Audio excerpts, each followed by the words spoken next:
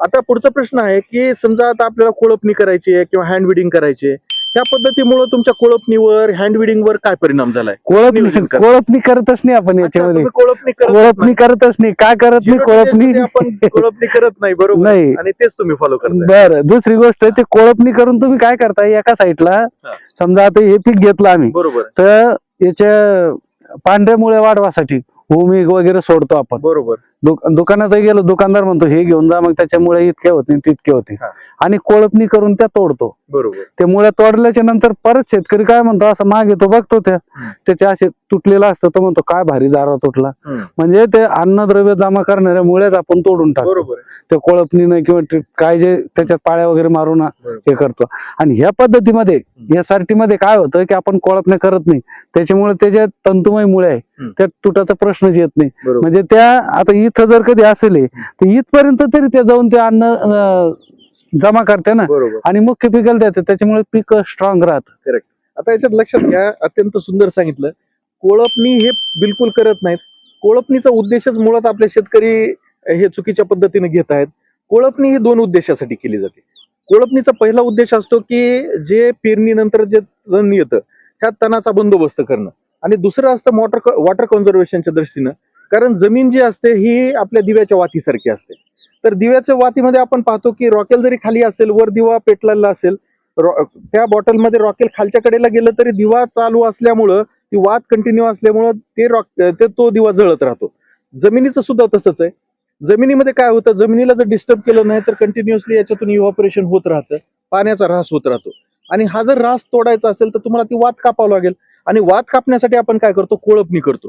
पण कोळपणी करत असताना ही कोळपणी फक्त हात ठेवून करा. बरेचसे शेतकरी त्याच्यावर मोठा दगड ठेवतात, खोल कोळपणी करतात, आणि जसं त्यांनी सांगितलं की जो मुळ्यांचा जारवा आहे तो जारवा कट करून टाकतो. आता याच्यामध्ये लक्षात घ्या, मुळ्यांचा जारवा, त्यांनी जारव्याबद्दल बोलले, पण एक लक्षात घ्या की मुळ्यांचा जारवा तुटणं हे चांगली गोष्ट नाहीये.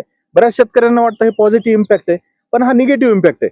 कारण झाडाला जारवा तुटल्यामुळे काय करतं, झाड जे त्याचं इकॉनॉमिक प्रोड्यूस बनवणार आहे फळ, त्या फळाचं अन्न पूर्ण पुन्हा मुळ्या बनवण्यामध्ये जातं आणि झाड एनर्जी एक्झॉस्ट करून टाकतं. तर या पद्धतीनं त्यांना त्याचं महत्व कळालेलं आहे, आणि म्हणूनच ते या ठिकाणी कुठलीही कोळपणी करत नाहीत, आणि कोळपणी च्या ऐवजी ते पोस्ट इमर्जन्स हार्बिसाइडचा वापर करतात तण नियंत्रणासाठी. तर हा, त्या कोळपणीचं तुम्ही म्हणता ना, पर्याय नव्हता शेतकऱ्याजवळ, बरोबर, त्याच्यामुळे ते करत होते. पण आपल्याजवळ पर्याय आले ना. कोळपणी कशासाठी? तण नियंत्रण करायसाठी कोळपणी करतो. आपल्याला जर तणच नाही तर मग कशासाठी करायचं? आता या शेतामध्ये जर तणच नाही आणि उगाच याच्यात कोळपे हाणत बसायचे, म्हणजे आपली एनर्जी वेस्ट घालवायची, पैसे घालवायचे, आणि त्या जमिनीचा पोत खराब करायचा. बरोबर, म्हणजे तिनं जे जमा करून ठेवलं ते इसकटून टाकायचं. बरोबर आहे. आणि कोळपणीचा उद्देश जसा आपण मग अशी म्हटलं की जमिनीची वात तोडणे, पण तुम्हाला वात तोडायची गरज नाही, कारण तुमचा बायोमास जमिनीवर असल्यामुळे मल्चिंग ऑलरेडी झालेली आहे, त्याच्यामुळे तुमचा इव्हॅपोरेशनल लॉसेस सुद्धा खूप कमी आहेत ह्या टेक्नॉलॉजी. मल्चिंग म्हणजे हे बघा ना तुम्ही, हा जो आहे ना, हा पूर्ण मल्चिंगच आहे ना. हे पहा, थोडासा कॅमेरा जवळ घ्या, या ठिकाणी आपण बघूया. परफेक्ट सांगितलेलं. आता पहा, गेल्या वर्षीचा बायोमास जो आहे आणि या वर्षी सुद्धा त्यांनी कटिंग केल्यानंतर याच ठिकाणी याची चिपिंग करून टाकलेली. तर जमीन पहा किती मोठ्या प्रमाणात मध्ये जमीन झाकलेली. आता मी जवळपास एक पाव स्क्वेअर फीट एरिया मधला हा बायोमास घेतलेला आहे. हा जवळपास वंजळ भरून बायोमास आहे, आणि प्रत्येक जमिनीचा पार्ट जो आहे हा झाकलेला आहे. ही परफेक्ट मल्चिंग आहे. हा झाकल्यामुळे तुम्हाला या ठिकाणीच मिळालं. कोळपणीचं गरज नाही, आणि हा झाकल्यामुळे आपल्या जमिनीचा जो कर्ब उडतो ना, उन्हाळ्यामध्ये अशा झाडा तुटताना दिसते, अशा नागटीची वावर, ते याच्यातून दिसणार नाही. कारण तो हे शेतकरी काय करतात, त्याची नागाट करते आणि तो वाळाला घालते, म्हणजे जाळाला टाकत्या. बरोबर, एक प्रकारे जाळतेच ते. पण ते आपल्या लक्षात येत नाही. आपल्या आता पहिल्या पर्यायच नव्हता, आपल्याजवळ मोटरसायकलीवर जाऊन आपण काही कामं करायचो, आमंत्रण द्यायचो. आता मोबाईल काढला, मेसेज टाकला, त्याला आमंत्रण पोहोचून जातं. मग मला हेच म्हणायचं आहे, शेतकऱ्यांना हेच सांगायचं, तुमच्याजवळ पर्याय आहे तणनाशकाचा. आणि बऱ्याचशा शेतकऱ्यांचा गैरसमज असा असतो की तणनाशकानं जमीन खराब होते. जर जमीन खराब होत असेल, 100% नुकसान होत असेल, पण त्याच्यातून 25% लॉस होईल, 75% तरी तुमचा फायदा होईल. बरोबर, कारण तणनाशकानं जमीन खराब होते. असे बरेच लोकांचं चाललंय की हे अमेरिकेनं बंद केलं, फलाण्यानं बंद केलं, हे झालं. पण त्याच्यावर ज्या वनस्पतीवर आपण ते तणनाशक फवारू, ती वनस्पती कुजल्यानंतर जो बायोमास तयार होईल त्या ठिकाणी जे जीवजंतू राहतील किंवा बॅक्टेरिया राहतील त्या खूप मोठ्या प्रमाणात राहतील. बरोबर. त्याच्यामुळे एवढं लॉस नाही होणार, एवढा फायदा जास्त होईल. नाही, नक्कीच आहे. आता याच्यामध्ये पहा की तणनाशकामुळे जमिनीचं नुकसान होतं हे खरंच आहे, परंतु ते ओव्हर डोसेसमुळे. पण तुम्ही विदिन डोस जर वापरला, जो रिकमेंडेड डोस आहे तो जर वापरला, तर जमिनीवर इतका मोठा परिणाम होत नाही. आता दुसरी महत्वाची बाब जे तुम्ही बोललात की ऑर्गॅनिक कार्बन वाढतो, थोडंसं ऑर्गॅनिक कार्बन बद्दल बोलतो. ज्यावेळेस आपला भारत स्वतंत्र झाला होता त्यावेळेस महाराष्ट्रातल्या जमिनीचा ऑर्गॅनिक कार्बन कंटेंट हा 0.7% होता. लक्षात घ्या, 0.70%, म्हणजे 1%ला थोडंसं कमी. आणि ज्या जमिनीचा ऑर्गॅनिक कार्बन 1% असतो ती जमीन थोडीशी रिच मानली जाते, कारण ज्या जंगलातल्या जमिनी असतात, फॉरेस्ट सॉइल असतात, त्याचा ऑर्गॅनिक कार्बन कंटेंट हा 1.5 ते 3% असतो. आणि त्या ठिकाणी तुम्ही बघा, जंगलात कुठलंही झाड, एखादं बी टाका तुम्ही, ते झाड लगेच कमी दिवसामध्ये मोठं वटवृक्ष बनतं. याचं कारण असं आहे की ऑर्गॅनिक कार्बन कंटेंट जर चांगला असेल जमिनीचा, तर त्या झाडाला लागणारे जे 16 इसेन्शियल एलिमेंट्स आहेत, न्यूट्रिएंट आहेत, ते सगळे न्यूट्रिएंट मोठ्या प्रमाणामध्ये त्या पिकाला उपलब्ध असतात. आता याच्यामध्ये तुम्ही पहा की महाराष्ट्रामध्ये काय झालं किंवा पूर्ण भारतामध्ये काय झालं, मोठ्या प्रमाणात प्रायमरी टिलेज करायला लागले, सेकंडरी टिलेज करायला लागले. आणि महाराष्ट्रासारखा जो राज्य आहे, ज्या ठिकाणी आपण पाहतो tropical to subtropical climate आहे, उन्हाळा हा अत्यंत कडक असतो. आणि ऑर्गॅनिक कार्बन हा जमिनीतला असा घटक आहे की जितक्या वेळेस तुम्ही त्या ऑर्गॅनिक कार्बनला हवेमध्ये एक्सपोज कराल, जितक्या वेळेस तुम्ही उन्हाला एक्सपोज कराल, तितका ऑर्गॅनिक कार्बन कंटेंट हा तुमच्या जमिनीतला कमी होऊन जातो.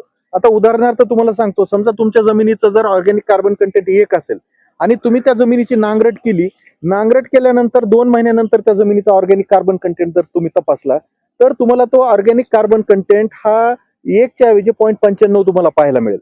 म्हणजे लक्षात घ्या, फक्त नांगरटीमुळं 0.05% ऑर्गॅनिक कार्बन त्या जमिनीचा कमी होतो. आणि दरवेळेस ज्यावेळेस तुम्ही जमिनीला एक्सपोज करता त्यावेळेस तुमचा ऑर्गॅनिक कार्बन कंटेंट हा कमी होतच जातो. आता ऑर्गॅनिक कार्बन कंटेंटचा विषय होता म्हणून मी त्यांना विचारतो, 6 वर्षापूर्वी तुम्ही ह्याची सॉइल टेस्टिंग वगैरे केली होती का? हो. त्यावेळेस तुमच्या जमिनीचा ऑर्गॅनिक कार्बन कंटेंट काय होता? 0.21 होता. 0.21 होता. लक्षात घ्या, 0.21 हा कार्बन कंटेंट होता, जो की स्वातंत्र्याच्या वेळेस आपला 0.70 होता, तो आता 0.21 वर येऊन ठेपलेला आहे. याचं कारण आहे की आता बायोमास कंटेंट आपण वाढलेलं नाहीये, आपण शेतकरी नुसती नांगरट करता, आता जनावरांचं प्रमाण कमी झालेलं आहे, त्याच्यामुळे ऑर्गॅनिक मॅटर ऍडिशन कुठलंच नाहीये. परंतु आता ही 6 वर्ष झाले टेक्नॉलॉजी तुम्ही वापरताय, 6 वर्षानंतर तुम्ही कधी चेक केलं का अशा मागच्या वर्षी केला होता. मागच्या वर्षी केला होता, तर 1% कम्प्लीट झाला. 1% कम्प्लीट झाला. त्याचे रिपोर्ट तुम्हाला देतो मी. नक्कीच. 1% कम्प्लीट झाला. 0.08 आहे. वा वा, म्हणजे 1.08% तुमचा ऑर्गॅनिक कार्बन कंटेंट पोहोचलेला आहे 6 वर्षामध्ये. आणि हे खरंच नोटिसेबल आहे. प्रत्येक शेतकऱ्यांनी हे अत्यंत महत्वाचा मुद्दा लक्षात घ्या की ऑर्गॅनिक कार्बन कंटेंट हा 0.21 वरून 1.06% वर ह्यांचा ऑर्गॅनिक कार्बन कंटेंट गेला. आणि हे फॅक्ट असणार आहे, मी ह्याला मानतो. याचं कारण आहे कारण ह्यांच्या जमिनीमध्ये मोठ्या प्रमाणात बायोमास आहे. 6 वर्षापासून कुठलाही प्रायमरी टिलेज, सेकंडरी टिलेज किंवा मग ज्यावेळेस तुमचं पेरणी आफ्टर टिलेज सुद्धा कुठलंही केलेलं नाही. याच्यामुळे जमीन ही एक्सपोज झालेलीच नाहीये. जमीन ना उन्हाला एक्सपोज झालेली आहे, खालचा लेअर सबसर्फेस लेवल, ना त्यांचा कुठलाही हवेशी जास्त संपर्क आलेला आहे. त्याच्यामुळे ऑर्गॅनिक कार्बन कंटेंट नक्कीच वाढला असेल. आज मी या ठिकाणी काही सॅम्पल्स घेऊन जाणार आहे. या जमिनीची मी बल्क डेन्सिटी सुद्धा चेक करणार आहे, कारण बल्क डेन्सिटी शेतकऱ्याच्या दृष्टीनं अत्यंत महत्वाचा बाब आहे. बल्क डेन्सिटी म्हणजे काय असतं लक्षात घ्या की बल्क डेन्सिटी आणि पार्टिकल डेन्सिटी ह्या 2 डेन्सिटी असतात, आणि हे तुमचं पोरोसिटी ठरवत असतं बल्क डेन्सिटी. लक्षात घ्या की बल्क डेन्सिटी तुम्ही विषय काढा. आम्हाला समजा आम्ही असं पाहतो, फक्त आता हा जो घेतला ना, हा भाग हा घेतला आणि त्या पारंपरिक मधला घेतला, तर आम्हाला हा हलका वाटतो. एकदम करेक्ट, एकदम परफेक्ट. लक्षात घ्या की यांनी सांगितलं की आमची जमीन हातात घेतली आणि बाजूची नांगरटीची जमीन हातात घेतली तर आमची जमीन हलकी लागते आणि ती जमीन तुम्हाला जड लागते. अत्यंत करेक्ट आहे, कारण बल्क डेन्सिटी तेच सांगते. जितकं बल्क डेन्सिटीची व्हॅल्यू जास्त, 2% बल्क डेन्सिटी आहे म्हणजे जमीन खूप कॉम्पॅक्ट आहे.